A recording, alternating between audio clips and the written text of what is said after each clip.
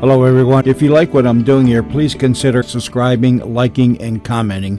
It would really help the channel out quite a bit. Thank you very much.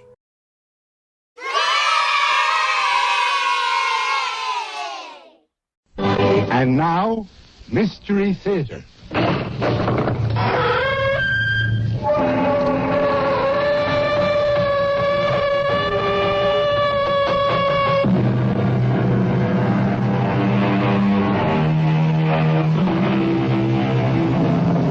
Come in. Welcome. I'm E.G. Marshall. What are you doing right now? As a matter of fact, what are you doing most of the time? Is it something that makes your heart sing and your spirit soar? Or do you just put in your 8 hours? Is life a challenge, an adventure, a thrill for all 5 senses? If not, be careful. Something inside you may be trying to tell you something, and you'd better listen before it's too late. On the other hand, maybe you'd better not listen. But you can't be serious, Olivia. Oh, I'm deadly serious, if you'll excuse the pun. But why do you want to kill your husband? Why? Well, Doctor, he bores me. But Olivia, that's not a reason. I disagree. It's an excellent reason. Olivia, I could say you're joking, but something tells me you're serious. I'm always serious, Doctor. But why do you have to kill John? Why don't you just divorce him? If I divorce him, I get nothing. If he dies, I get his entire estate. Oh. So that's what it's all about. Money. That's what the whole world is about, Doctor. Love and money. Right now, I have neither. Within a week, I shall have both.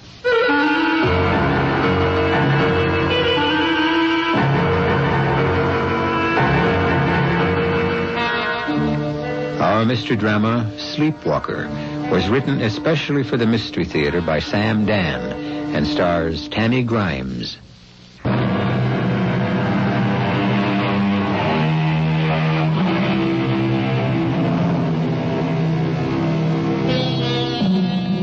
John Worcester is 70. His wife, Olivia, is 35. And if some of you are already saying, aha, believe me, you have something to say, aha, about. Our story begins at 2:30 of a dark, moonless morning in the garage of their country home, which is called Eagle's Nest because it's high, high on a hilltop. And why does it begin in the garage? Well, because somebody seems to be working on John Worcester's expensive imported sports car. At 2:30 a.m.? Who could it be? Why, it's Olivia. Blonde, slim, delicate Olivia. And what is she doing? She appears to be doing something to the brakes. Doing it deftly and swiftly. And now she's finished. She washes her hands, removes her coveralls, revealing only a beautiful lacy nightgown, and walks slowly into the house. Olivia! Livy! Olivia! Hold on! Olivia, my darling, you're walking in your sleep again. Walking? You are. That's impossible. Then what are you doing out here in the hallway? Here in what hallway? And look at the trail of destruction you've left. Oh, the vases. The vases you brought home from Greece. Must be true. I do walk in my sleep. Where was I? I don't know. And, what could I have been doing? Now, dear, get back to bed and we'll worry about all that in the morning.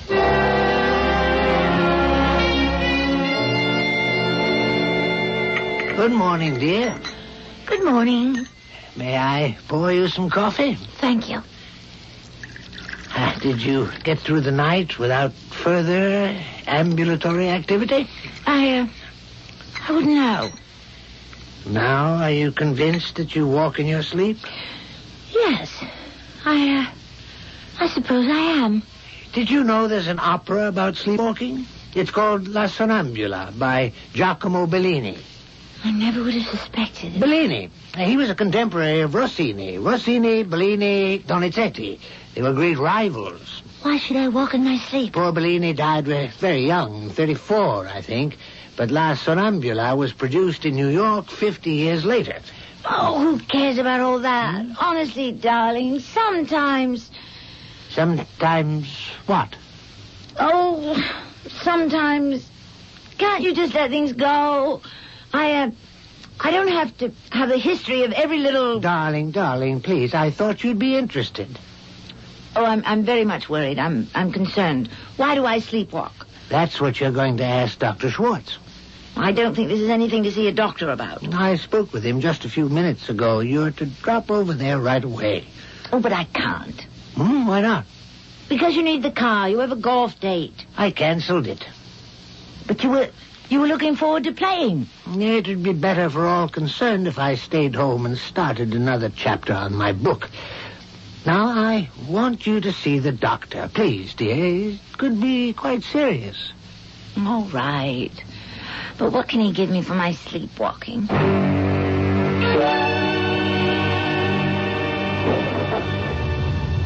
Libby, Yes, dear. you must promise me something. Yes, dear. Promise to go down the hill in second gear. Yes, dear. No, I'm serious. You know how that road twists and turns and how steep the grade is? Promise? Yes, dear, I promise. You see, the rate of acceleration can be expressed by the formula T equals... Darling, have I ever broken my promise? Wait a minute. You have a little smudge on your nose. Where? On the tip. Oh. And on the lobe of your ear. Oh, how did it get there? I did wash this morning. Highly significant. Of what? Honoré de Balzac says... Oh, please. No, wait a minute. This should amuse you. He said that the surest way to tell a woman's age is by the tip of her nose and the lobe of her ear. I've got the same kind of smudge on my thumb. I better go back inside. You'll be late. The doctor's trying to fit you in. Now, please, drive carefully. I always do. And remind him of Emily Dickinson's warning to doctors. Surgeons must be very careful when they take the knife. Underneath their fine incisions stirs the patient's life. Yes, I'll do that. There are times when I could kill him. No, I don't mean that. I just wish he'd shut up. Now, what are those smudges he mentioned? How did I get them? I didn't notice it when I went to bed last night, and so it must have happened while I was sleepwalking. And I'd better slow down. I really had better slow down. I better... The brakes. What's wrong with the brakes? I'll never make it. I'll never get around that curve. I can't make it.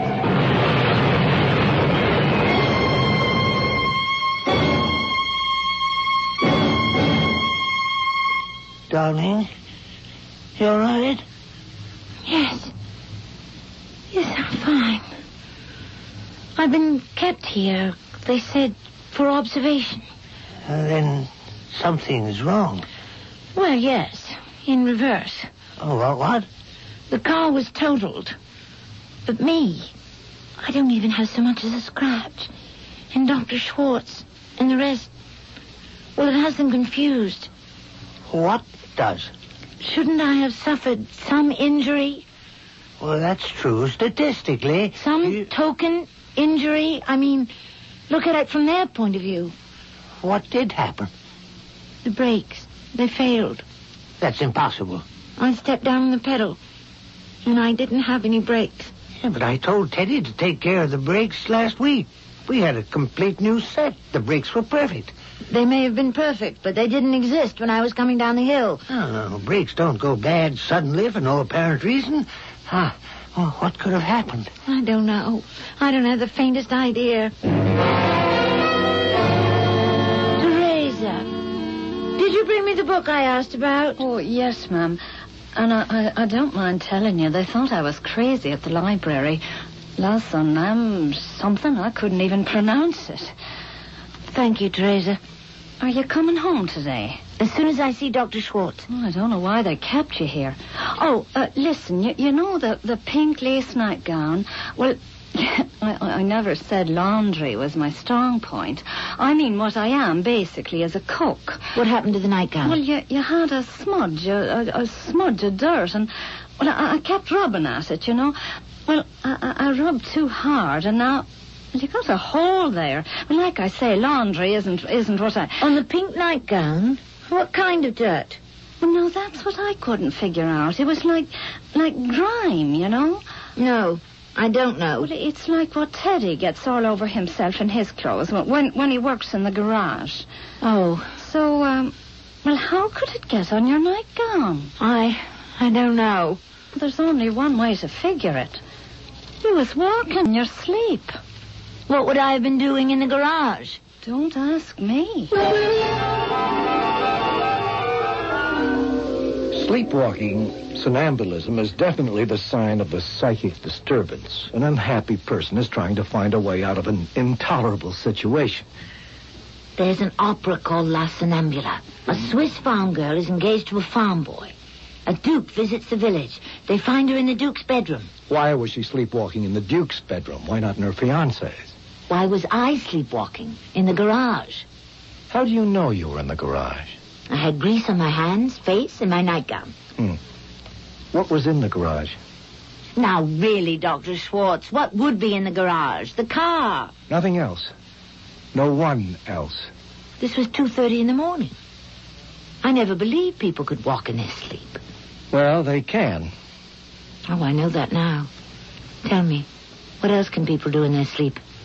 Theoretically, you can do almost anything you're able to do while you're awake. But you're asleep. What is sleep? Actually, you disassociate yourself from your real existence. But why? You keep asking why, and I keep telling you it's because your real existence is intolerable. I'm frightened. Now I'm frightened. I know what I was doing in the garage. Yes? I was tampering with the brakes. Could I do that in my sleep? You could if you know anything about brakes, which you obviously don't. Why do you say I obviously don't? I took a course in automobile mechanics. You did? Why shouldn't women know about mechanics? Well, it's just that... Are we invading another sacred masculine domain? You haven't told me why you think you were in the garage tampering with the brakes. Why would you want to kill yourself, Olivia? I didn't want to kill myself. Then why did you deliberately ruin the brakes? That should have been a sure way to end your life. I know that hill leading down from the house. Doctor, it was only by chance, a fluke, that I was driving the car. If I fixed those brakes because I wanted to kill someone, then that someone is John. I hardly ever drive the car. John, I can't believe that you would want to kill John. Why would I go to all that trouble to kill myself? Surely I could think of easier ways to die. Olivia, do you really want to kill John? Yes. Now that I think about it. Now that you bring that thought out in the light. I do want to kill John. I really do.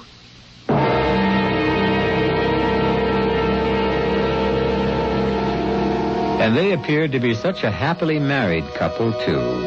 But that's how it goes. We all tend to make our judgments based on surface things. And what kind of surface do you present to the world? Well, we'll be dealing more with the subconscious, the unconscious, and even the conscious when I return shortly with Act 2.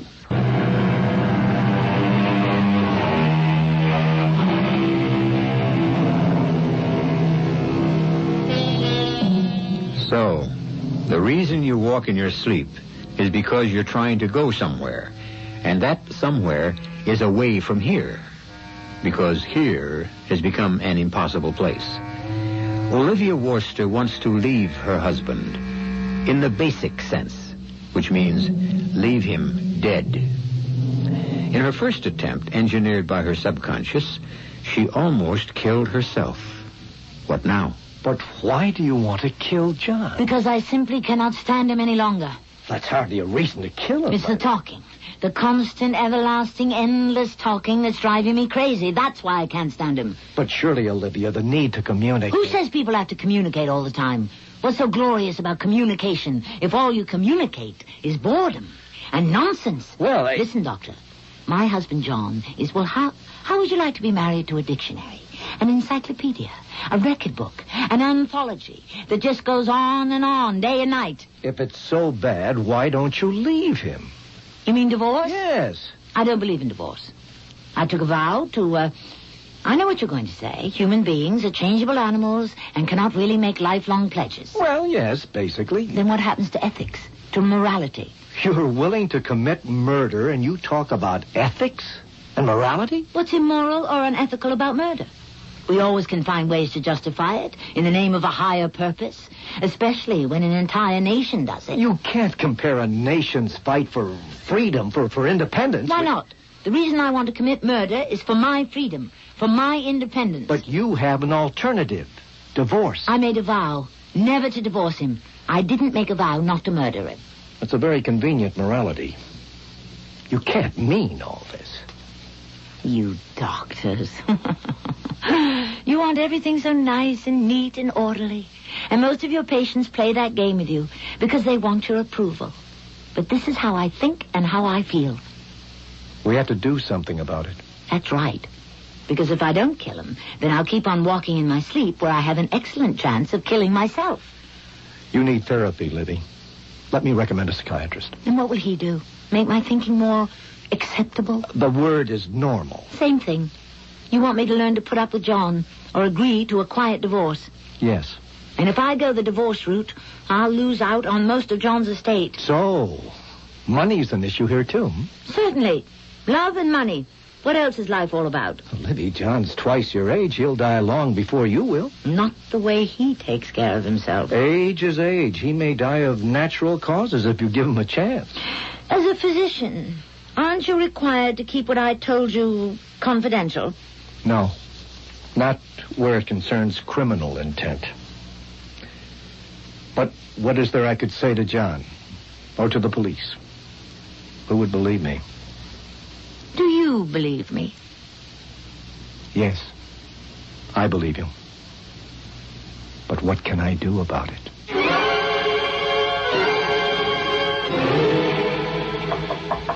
Come in. What is it, Teresa? Mrs. Worcester, I was wondering if you'd go downstairs and put in a good word for Teddy. Why? Well, Mr. Worcester's fixing to fire him. Fire Teddy? Why would anybody want to fire Teddy? Well, the mister's real upset with Teddy. And, well, if he fires him, I don't know what I'd ever do. You see, Teddy's asked me to marry him. He did? Well, not in so many words, but, well, he's been hinting at it. So, well, how could I stay here if he's canned? Well, we can't let that happen. Wait. What have you got there? Is that a gun? Yes, ma'am. It's Teddy's old .32 caliber revolver. What do you do? Well, when Teddy loses his temper, he's apt... Well, you see, he shouldn't be near a gun. Oh, he calms down mighty quick, but to be on the safe side... Well, could you take this and just hide it somewhere? But No, please. He'll know I took it, and he'll get it out of me. All right, go downstairs. I'll hide the gun till he comes to his senses. And you will try to make Mr. Worcester see reason and not fire him? Of course.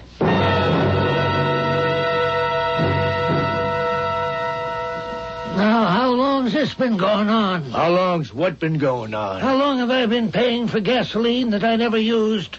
Repairs that were never made? Supplies that were never delivered? I don't know what you're talking about. I have here a bill for $72 for new brakes. You got new brakes, Mr. Worcester. Brakes that lasted less than a week.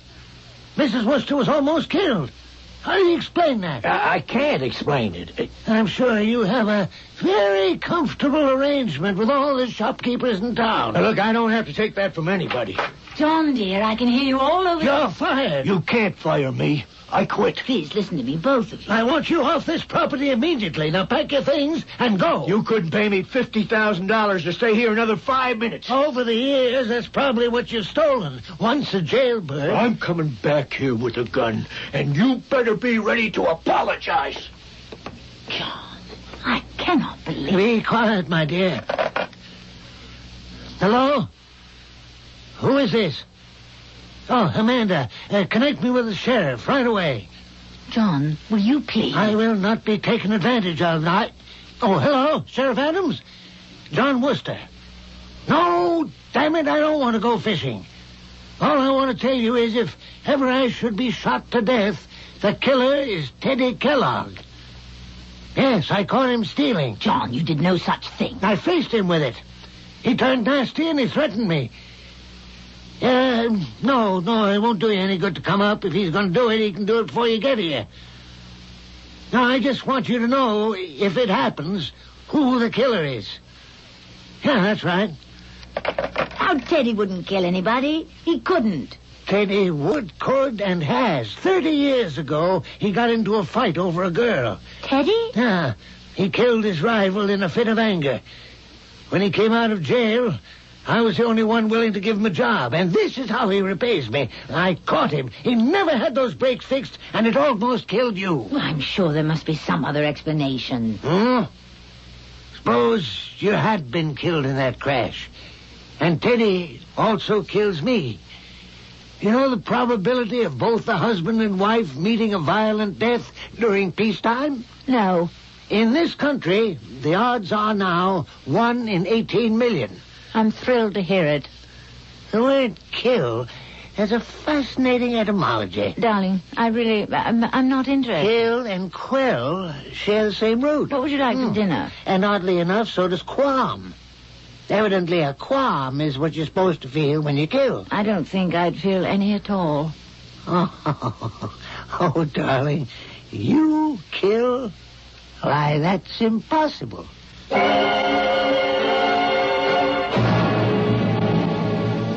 And now, dear, you're sure you don't mind staying alone in the house?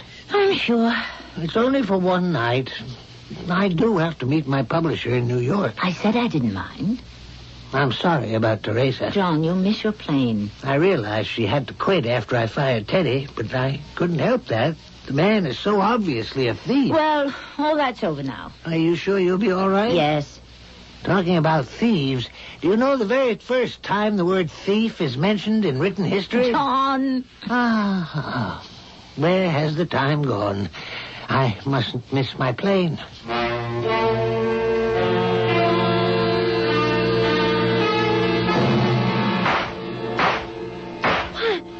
am I doing? Where? Oh, no. I was standing next to John's bed. His empty bed. And I had fired 3 shots into his pillow. It was the noise that had awakened me. But there I was, walking in my sleep again, trying to kill my husband again. And I knew that I would keep walking in my sleep until I did what I knew I had to do. Kill him. And right there, I suppose, a way to do it formed in my mind. I would get rid of my husband and my sleepwalking at the same time. And the more I thought of it, the sounder it all seemed. Well, mind if I join you? Hello, Doctor. What are you doing in town? Oh, John is in New York today, arranging to have a new book published. What about your, problem? Which problem? The basic problem, sleepwalking. Oh, that. Are you still at it? Why should I be? Because you really haven't faced up to facts. Olivia, you have to leave him. What kind of horrid thing is that to say? Because if you don't, you're going to kill him. Wherever did you get that outlandish idea? You gave it to me. Oh. Well, I just had a harrowing escape from death. I may have been somewhat out of my head. I love John. Truly. I was thinking about what you said. It makes a terrible kind of sense. His conversation drives you crazy. Did I ever say? Yes. He talks. He tries to be witty and entertaining because that's all he can do now. And it's, well, a pathetic attempt to cover up his inadequacy in other marital areas. You put that so delicately. Livy, don't be a fool. It's December and July. It doesn't work. It does. For so many people. But not for you. Your entire psyche is in open rebellion. Do you think there are too many calories in the New England clam chowder?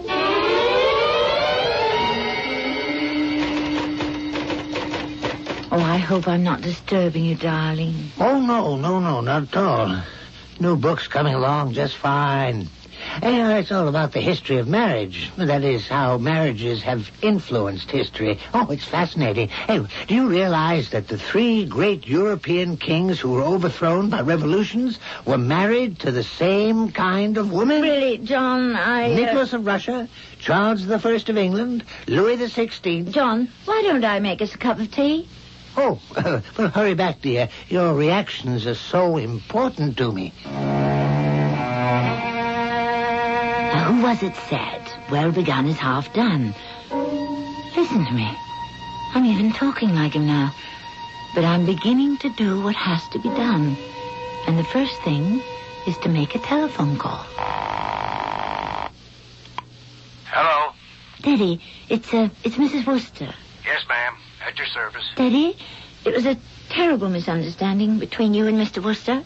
I'm sure it was. I know for a fact. He's sorry. And he should be. I know, but, well, he'd like to have you with us again. All he's got to do is call me up and apologize. We can't do that, Teddy. You know him. Well, I got my pride, too. If you were just to come up here tonight and say hello to him, it would be as if nothing had ever happened. Well... Now, Teddy, you need the job, and he needs you. Well, okay. I'll be there. That's the first thing taken care. And now for the second thing, which is another telephone call. Did Professor Alexander Graham Bell ever consider how indispensable his invention would be to all sorts of people? Sheriff Adams speaking. Sheriff, this is Olivia Worcester. Yes, ma'am? My husband just received a phone call from Teddy Kellogg. It was a very threatening call. I listened in on the extension. Threatening? But John refuses to take it seriously. Teddy has been threatening to kill him. Yes, I know that. You see, John fired him and won't give him a reference. Now, maybe that's wrong. But right now I'm terrified. Maybe I'm being silly. I'll be right there. Don't you open the door to nobody till I arrive.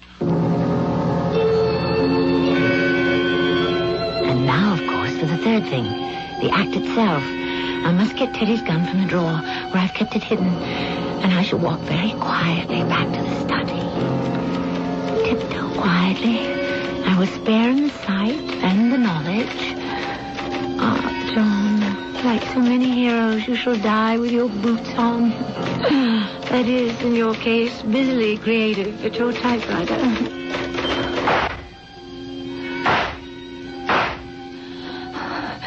And now, I shall wipe my fingerprints off the gun and do the ladylike thing.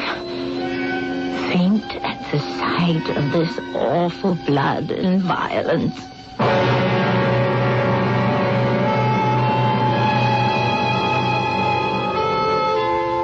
Well, could the thing be more deftly done by Lucrezia Borgia or Catherine de Medici?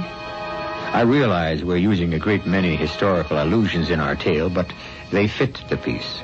And really, our basic problem, the true argument of our story, is stated perfectly by an old English saying. If he is withered and she is supple, they cannot make a happy couple. We shall resolve all of our problems, hopefully, when I return in just a few moments with Act 3.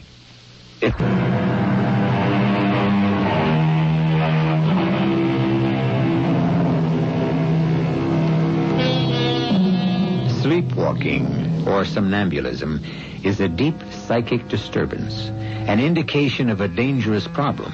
Therefore, if one is to rid oneself of the affliction, one must rid oneself of the problem. And that's just exactly what Olivia Worcester has done. She got rid of her problem, utterly, completely, and permanently. She killed him. Mr. Worcester, the missus said I was to come back. Mr. Worcester! Mrs. Worcester! What happened? Mrs. Worcester, what happened? What happened? You killed him! You killed him! Now, Mrs. Worcester, I did no such thing. Murderer! Mrs. Worcester! You threatened to kill him when you came up here! Murderer! Now, hold on. You got this all wrong. I saw you do it. I was here and I saw you do it. But I never... You had your gun and you fired at him. No, I didn't. You killed him. You're crazy. You just called less than 20 minutes ago. You threatened his life. I did no such... I heard you on the extension. I better get out of here. Murderer! Don't believe her. Don't believe her. You won't escape. You won't escape. Hold on there. Hold on. Stand still, Ted Kellogg. I'm being framed. Just hold still. You're not going to pay for that murder. What murder? John Worcester. You mean you killed him already? I didn't kill him. Let go of me. Sheriff, he killed my husband. He killed my poor darling husband. I didn't kill him. He came into this house like a madman. And he had the gun in his hand and he just shot John down. In cold blood, he emptied the gun. I fainted. Oh, it's too horrible to talk about. Now, you just take it easy, Miss Worcester. Sheriff, it's a lie. And you shut up. You'll get your chance. Mrs. Worcester, I don't know what to think. Oh, Teresa, I forgive him. He didn't know what he was doing. He says you'd called him on the phone and asked him to come here. Oh, no, my dear, I'm sorry. Well, he never lied to me. My dear Teresa, he has to deny his guilt to you. He's afraid he'll lose your love. I keep telling him I'll stand by him no matter what. Poor man. I mean, after all, his reputation is important to him. I'll see to it that he gets a good lawyer. You will. After all, part of it is John's fault. Oh, Mrs. Worcester, you are a saint.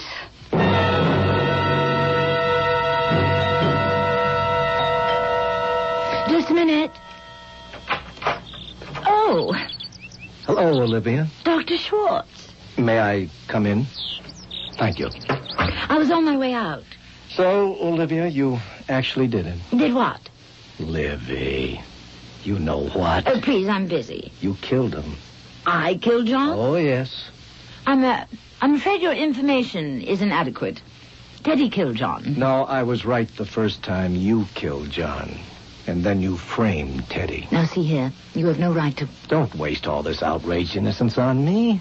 Save it for when you'll need it. I haven't the faintest notion of what you're talking about. We were all through this before. We spoke about your absolute need to kill John. But the police have Teddy. The police, being human like the rest of us, can make mistakes. No, Teddy threatened my husband, who warned the sheriff that Teddy might try to kill him.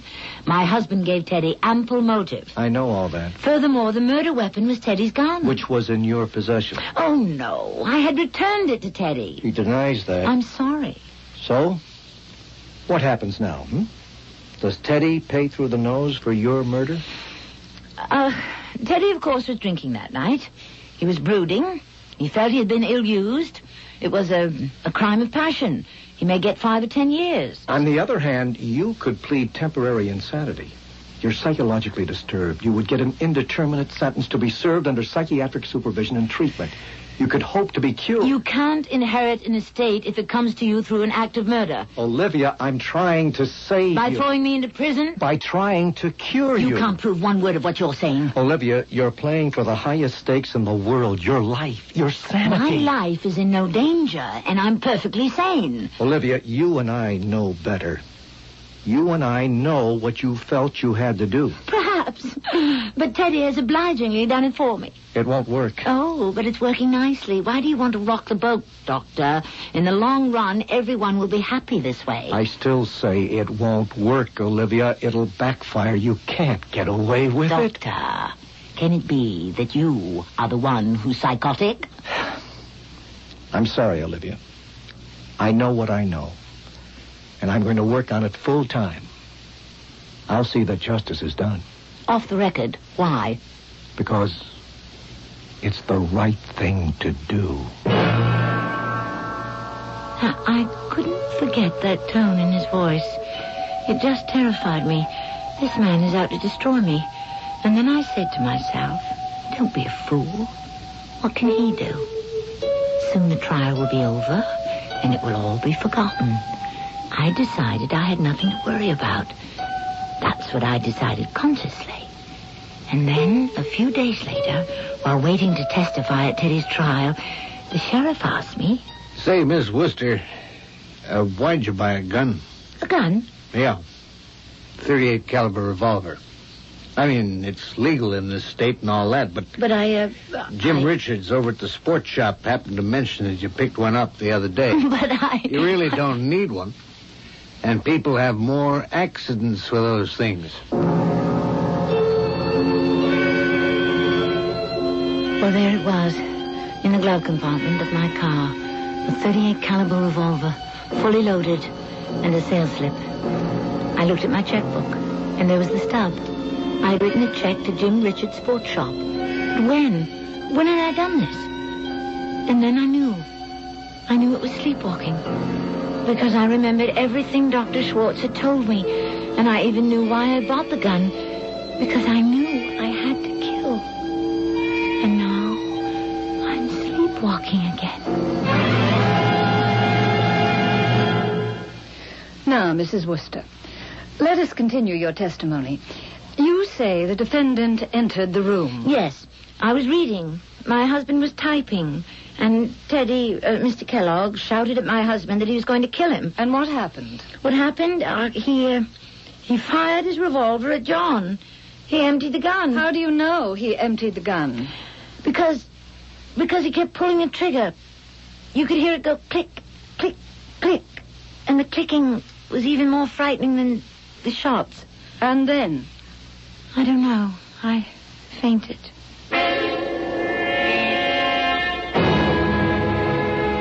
You were a very effective witness today in court. Yes? Believable, sympathetic. But you made the mistake I warned you about. Look, this just isn't going to work. Now, I read the complete report. As a matter of fact, I performed the autopsy. Well? Now, you say he emptied the revolver at John. Yes. The revolver has 6 chambers. Only 3 bullets were found in John's body. So? What happened to the other 3? I don't know. How would I know? There were 6 empty shell cases in the gun, but only 3 bullets are accounted for. Why don't you ask the sheriff? I'll do better than that. I'll tell the sheriff. I'll tell him that he has neglected to look for 3 missing bullets. I don't see how that could prove anything. Olivia, you're lying. And if you're lying, then Teddy's telling the truth about everything. You never gave him back the gun. You fired those first 3 shells at an earlier time. It may have been an unsuccessful effort to kill John. You may not even be aware of it. I'll have to ask you to leave. Olivia, I'm not a detective. I'm a doctor. Your doctor. I won't say anything to anybody till tomorrow. You do some thinking tonight. And then in the morning, we'll talk to the sheriff and to the judge together. It's your only chance.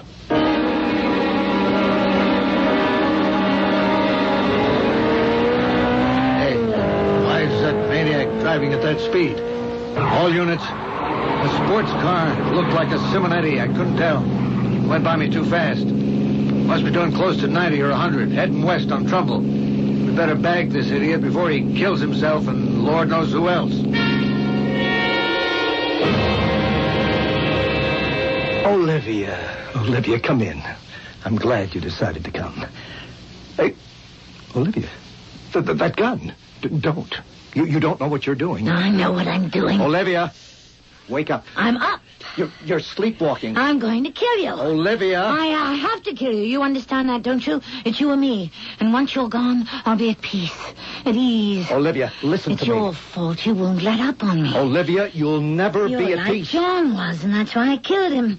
You also patronize me the way he did. You're so superior. Olivia, I'll be able to help You you. know the name of the girl in the opera La Sonnambula? Amina. Listen to me, Olivia. Yes, she had courage. She wanted the Duke, so she went to his room. Women like us, we can only express ourselves when we're asleep. I don't want to be cured. Please, Olivia, wake I up. never want to wake up. Never! Never! Never!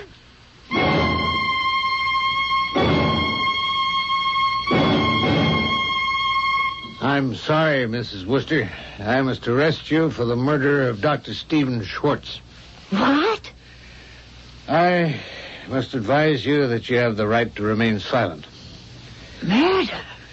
Your car was seen outside the doctor's house. The shots attracted attention. We have a number of witnesses who saw you coming out. We've looked in the glove compartment of your car, and we have the revolver. But he was my doctor.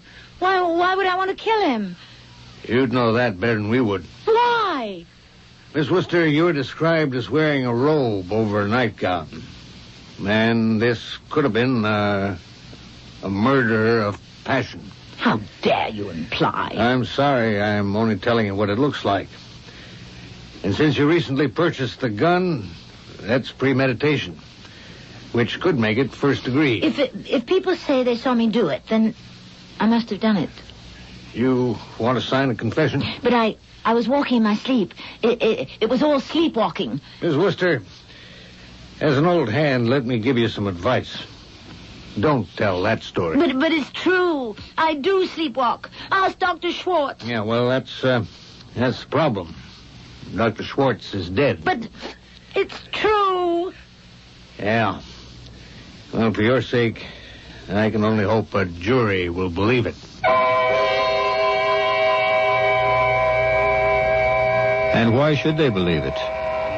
It looked like a lover's quarrel. I mean, it looked like that.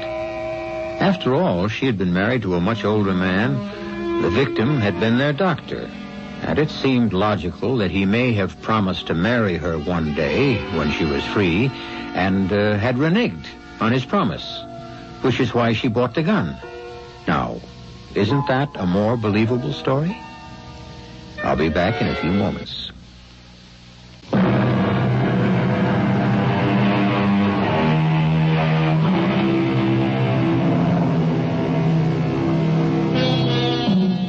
How did it all wind up?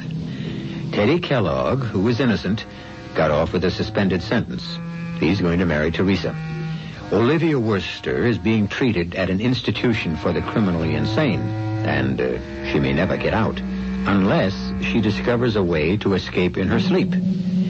Whatever you do, don't go to sleep at this time, because we need a fine, experienced, sensitive audience right here, 7 times a week. Our cast included Tammy Grimes, Robert Dryden, Carol Teitel, and Sam Gray. The entire production was under the direction of Hyman Brown.